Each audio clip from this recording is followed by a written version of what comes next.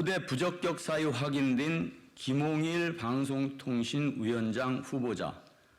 어제 방송통신위원회 위원장 후보자 인사청문회 결과 김홍일 후보자를 방송통신위원장으로 임명해서는 안 되는 5대 부적격 사유를 확인했습니다.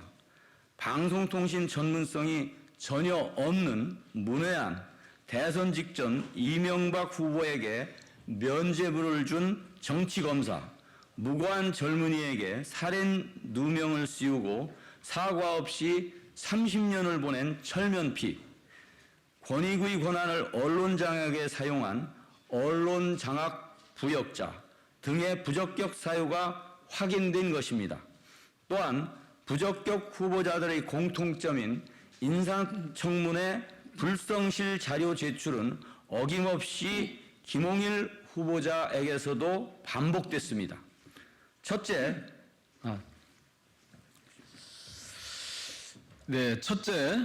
방송통신 분야 전문성 부족은 후보자 스스로도 인정했습니다. 방송통신 분야의 문외한이라는 지적을 해소할 답변도 하지 못했습니다. 청문회 내내 비전문가인 후보자의 최선을 다하겠다는 대답만 반복해서 들었을 뿐입니다. 따라서 방통위법 5조 1항 앞단 방송 및 정보통신 분야 전문성을 고려하여 라는 방통위원 자격 조건을 갖추지 못한 위법한 인사입니다. 둘째, 김홍일 후보자는 2007년 대통령 선거 14일 전 다스가 이명박 후보 소유라는 증거가 없다고 면죄부를 주고 이명박 정부 출범 직후 그 공로로 훈장을 수여받은 정치검사입니다. 대법원이 다스는 이명박 씨의 것이라는 사실을 2020년 확정했음에도 김 후보자는 봐주기 BBK 수사로 받은 훈장을 반납하지 않겠다고 답변하는 등 청문회 과정에서 법원의 판결을 존중하거나 잘못된 수사에 대해 반성하는 모습을 전혀 보이지 않았습니다. 셋째, 김홍일 후보자는 무고한 청년에게 살인 누명을 씌웠습니다.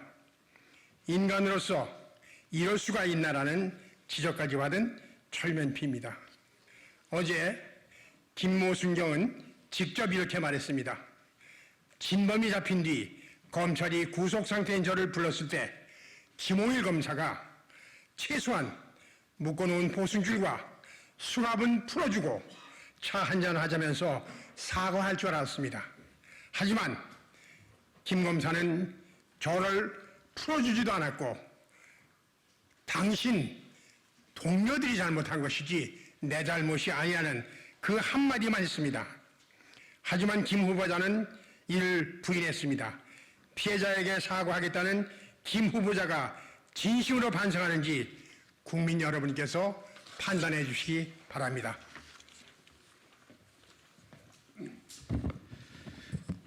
넷째, 김홍일 후보자는 이미 권익위 권한을 선택적으로 언론 장악에 휘두른 언론 장악 부역자입니다. 남영진 KBS 전 이사장의 경우 신고 접수 한 달여 만에 권익위 조사 등의 사유로 해임됐습니다. 현재 방문진 이사들에 대해서도 속전속결로 조사가 이루어지고 있고 방통위에 이첩된 상태입니다.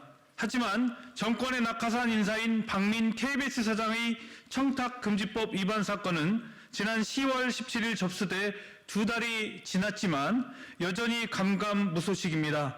이런 불공정한 처분을 청문회에서 해명하지 못했습니다. 김 후보자가 방통위원장에 임명이 된다면 방송장악 칼잡이로서 방통위 권한을 마음대로 휘두르지 않는다는 보장이 없습니다. 다섯째, 인사청문회 자료를 대부분 제출하지 않은 불성실한 태도를 일관했습니다. 특히 재산이 늘어난 과정에 대한 자료는 끝끝내 제출하지 않았습니다. 부산 고검장으로 은퇴한 후보자는 단 10년 만에 약 49억 원의 재산이 늘었습니다. 인사청문회의 주요 목적은 후보자의 재산 형성 과정 검증인데 김 후보자는 불성실한 태도로 일관하며 사실상 검증을 방해했습니다. 심지어 주식 거래 내역은 청문회가 끝난 뒤 제출하겠다고 답변했습니다. 또한 검사 시절 담당 사건, 법무법인 세종 변호사 시절 수임 및 자문 사건의 내역도 끝끝내 제출하지 않았습니다.